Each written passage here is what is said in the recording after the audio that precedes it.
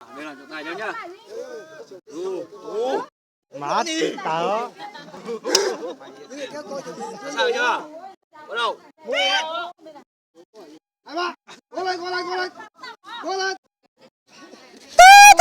Cố lên Hậu ơi. Chìa thế hả?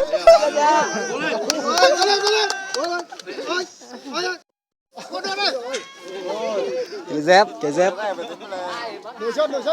Được xem nào. Tao không nhanh mà, tao nhỏ này mà. Ăn cả con nhá chị tao. Bỏ ra đi.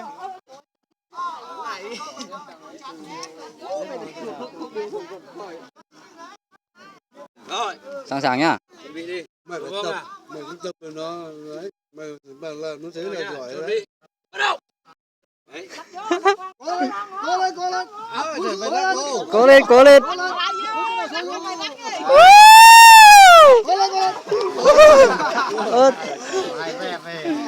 Còn ai nữa không?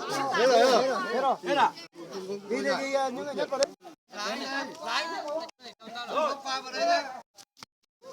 Ôi, từ em ơi, đến từ rồi.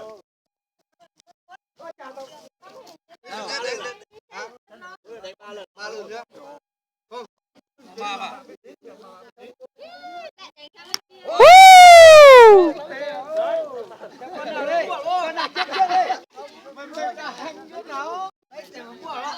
Tạt cỏ à? Ra vâng nhỉ? Ra vòng một tỏ mà. Lắp nó đâu? Lắp lừa lại nữa. Hả? Lừa lại.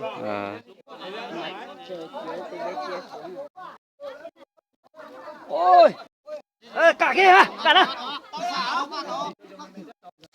Nhá, nó bằng gì? Tua mà, nó chỉ tua mà tao mà.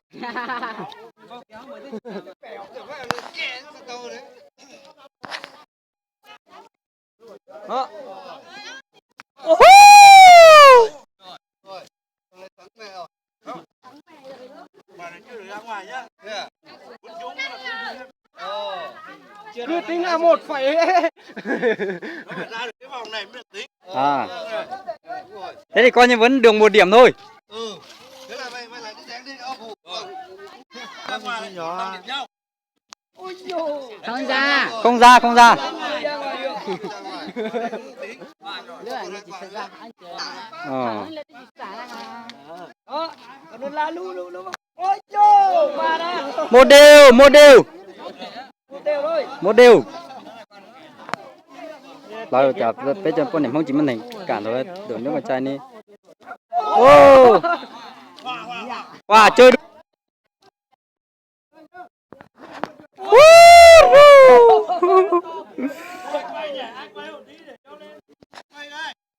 Em quay mà. Đánh hay này phải quay chứ.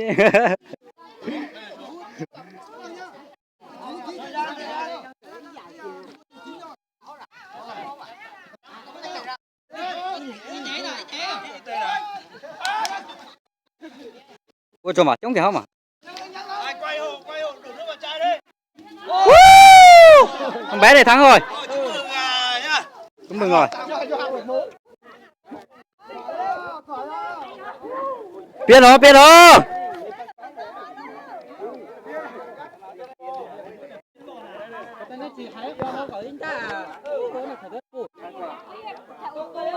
Tính thời gian thôi mà. Tính thời gian tạ. Chỉ các sự mà từ cao mà từ dinh mà. Đó. Cứ 5 phút là ai thua là đó là ai thắng là thắng luôn. 5 phút rồi 2 phút rồi 1 phút gì đấy.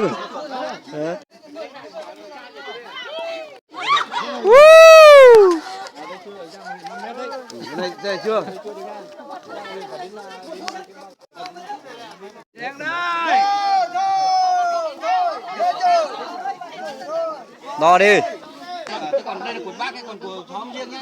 Cái này là bác thưởng đấy. Này rõ này ý rồi ấy. Chỉ mang đi. 6 thôi. 3, 4, 5, 6 đây này. 6 người mà, mỗi bên 6 người mà, 2 người nữ 4 nam mà.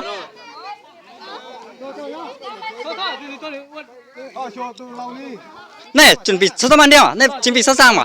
Một cái chuẩn bị này, thôi tổn thương là lúa này mùa này, chính cái số mang đi à? Thọ từ này, chế tổng ấy. Điên điên điên rồi, hơi mà, bạn điên, một, điên điên rồi, điên, xin rồi tiền lắm, điên điên, xin rồi tiền xin rồi, ý rồi nào. Bà ơi ơi.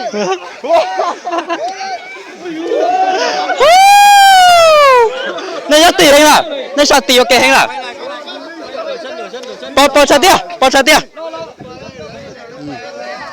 Ô, này chỉ bao ý rồi. Không cái nhỏ lo hàng cơ.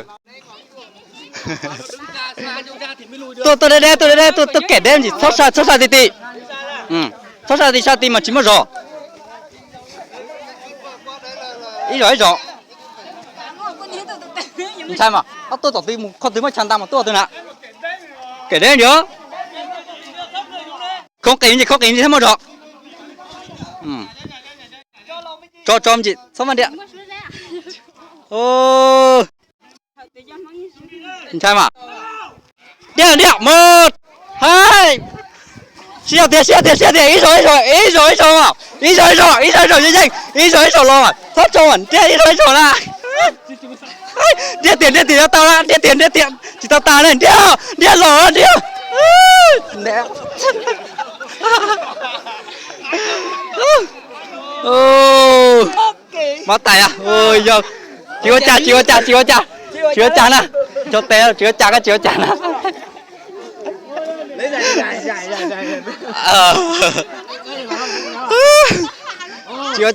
Chưa trả nó đi tàu à?